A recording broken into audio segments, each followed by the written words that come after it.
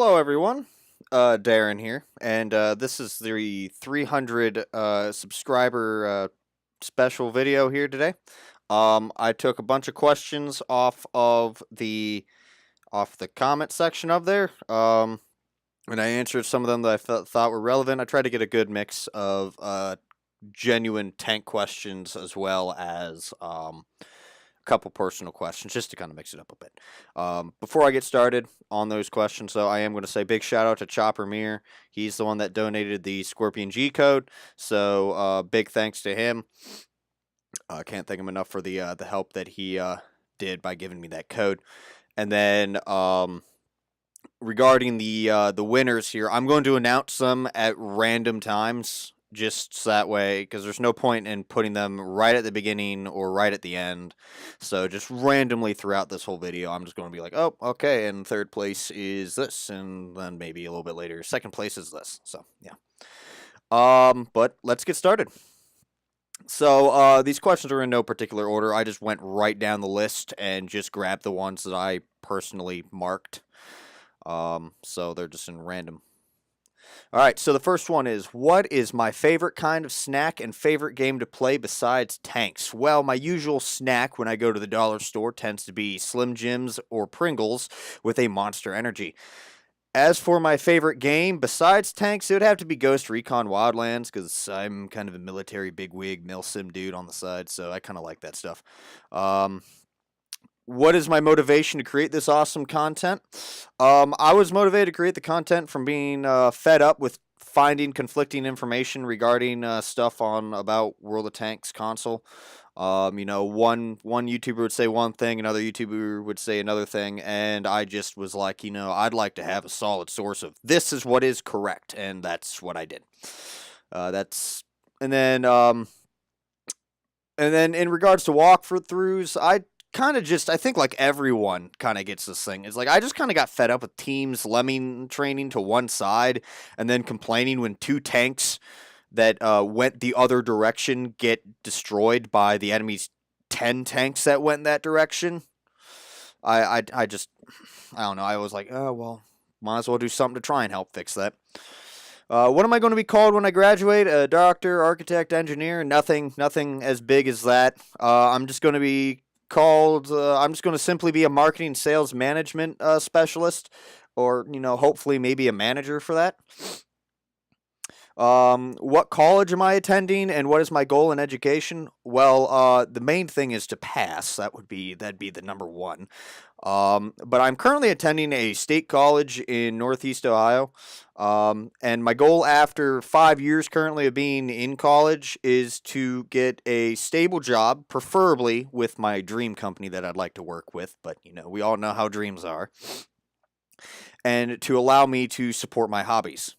So, I'd like to have a nice new truck. I'd like to be able to continue, buy a whole bunch of new stuff on tanks and, get better equipment for this. So, what tier do I think is actually the most balanced? I honestly believe that before the Defender and Patriot tanks were introduced, tier 8 was the most balanced tier, because in like an even one, tier 8 versus tier 8 15v15 battle, tier 8 seemed to be the most balanced from what I've always witnessed.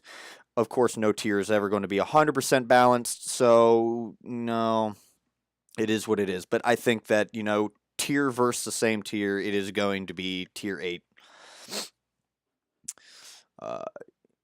No, another person asked, I am currently grinding the Conqueror. In your opinion, which tank should I go for at the end? Well, it depends really on what you want. I would say either go for a good brawler like the Super Conch, as the tier 9 is similar to that in a sense, or you could go for a good first, second line support / brawlish kind of heavy like the Chieftain.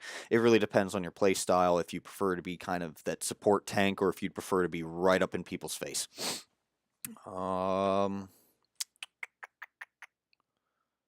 Here we go. How do you know the best place to go on a map? Is it determined by tank or just experience? Mainly it's by experience, analyzing what worked in the past and what didn't. After 5 years of playing the game, you tend to figure that out.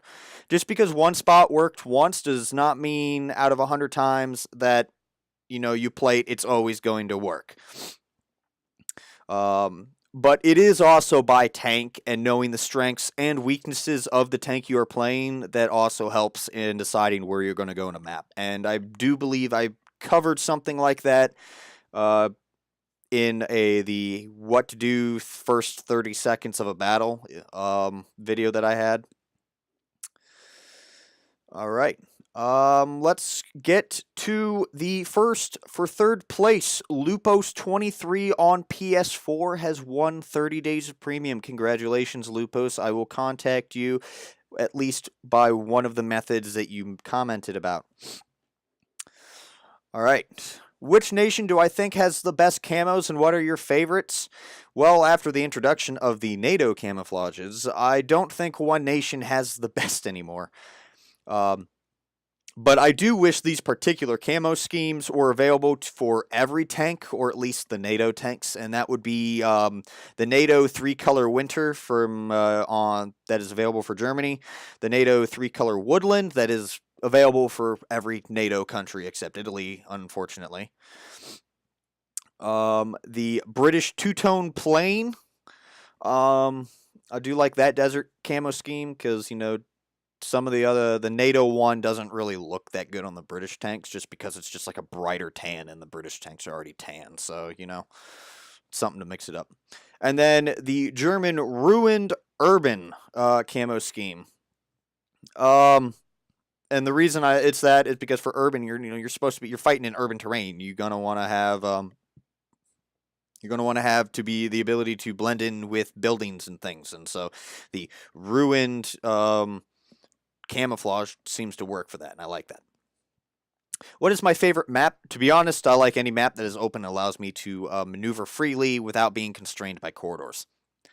Have I played the top tier Italian tanks? Do I find them competitive? I have the tier 10 Progetto. I had enough free XP to be able to just skip the whole line. I went back and I bought the tier 4 because I heard the HE was pretty fun. So, do I find them competitive? No, I don't really find them competitive, at least in a competition sense or a scrim.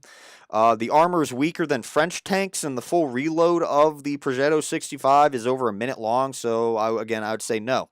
And since I'm part of a comp clan, I have never seen the Progetto 65 used in comp.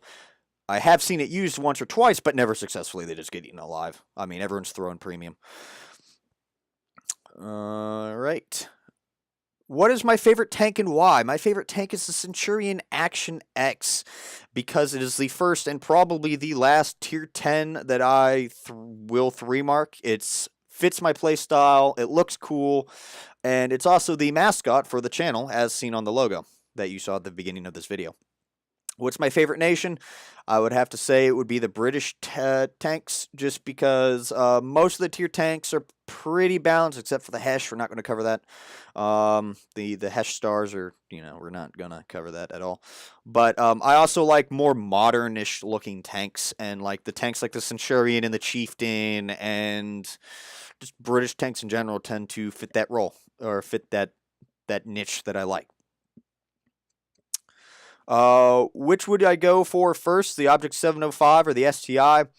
STI 100%. Gun depression with great alpha and fire rate give extremely high flexibility options. Turret armor is near invincible and can practically beat out almost any tier 10 other than the IS-7 in a turret fight. How do I personally feel about Mercenaries? I wish they'd look less Mad Max-like. I originally wanted Mercenaries to be a tech tree for tanks from nations that are too small to have their own tech tree. But I deal with them like any other tank on the battlefield, and contract sense, I just go for the more historical or real mercenary tanks, except for the machine, but that's for comp. We're not going to, yeah. Which do I think is better, the Death Star or the 4005? Depends, really. The 4005 is better gun depression and mobility because it's on a Centurion chassis, but the Death Star is more likely to bounce a shot or two more than the 4005, if you get that little joke that I'm throwing out there. So pick what suits your playstyle more. I just got the Vanguard ELC Even 90. What is the best way to run this tank?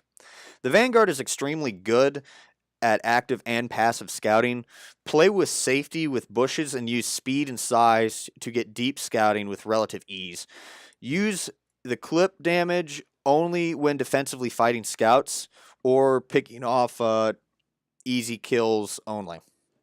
Which do I recommend first, the Object 705 or the Object 257? Object 257 currently, as the side armor on the 257, is ridiculously strong. If you look at the profile, it's like a diamond. Since there's no hull beneath the tracks, so you are relatively invincible when sideways, and I wouldn't be inclined to agree with this 100%. Have you tried shooting something on the side that is a diamond? It does not work half the time. I'm stuck fighting that tank, usually shooting something on one of the sides of the pike nose or on the back. Alright, I'm terribly sorry about that interruption right there. There was someone at the door and I had to answer that. But hey, let's announce the second place winner, shall we? So the second place winner is Mike E. Marie on Xbox. He has won a code for 30 days of premium, so congratulations, Mike. I will be contacting you on one of the two that you contact ways that you commented on. All right, continuing. How do you stay sane if you're on a losing streak, like 10 losses in a row, or where you're surrounded by potatoes, or even one yourself? Well, I really wouldn't consider myself to be a potato. I do have a little bit of Irish in me, but, yeah.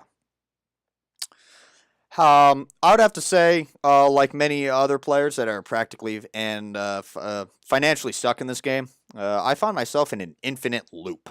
I play tanks, I get mad, I watch videos about tanks, and then I go back to playing tanks.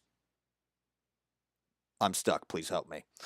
All right, Lorraine 40T or the AMX 5120? Well, the AMX 5120, I'm going to have to say, because you need less time exposed to drop your damage with relatively low reload time and high damage per shot. All right.